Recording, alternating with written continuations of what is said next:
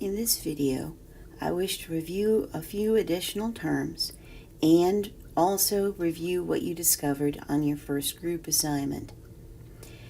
So for the first one we want to talk about is connected. A graph is connected when every pair of vertices has a path between them. Please notice what I'm saying is that there is a path between them, not that there's necessarily an edge between them. So for example, this would be a connected graph because notice every pair of vertices I can get between them. For example, I can get between A and E by simply doing A, C, D, E. So this is a connected graph because every vertex has a path between it and another vertex.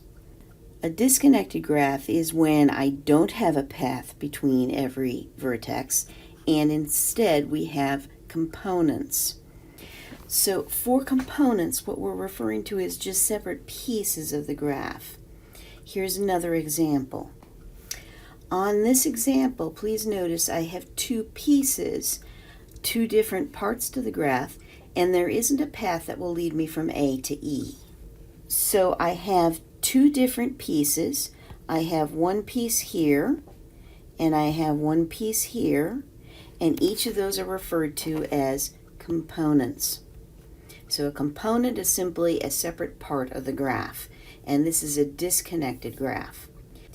A bridge is one that would connect up components, or we say it's when an edge, if I erase it, would disconnect the graph. So for example, I could create an edge here by adding an edge, say A to C, and now this edge, A to C, is a bridge because without it I had a disconnected graph, but with it I have a connected graph. Please notice that in this example, CE was already in a bridge because by erasing CE I would disconnect C from E. Finally, in our group assignment 1, you discovered 3 things about Euler graphs and Euler circuits. The first you discovered was, for any graph, whether or not we have an Euler circuit or an Euler path or not, we will always have an even number of odd vertices. Then the second result you discovered was that if I am going to have an Euler path, and only an Euler path, so I can trace the graph but I cannot get back to where I started, there will be 2 odd vertices.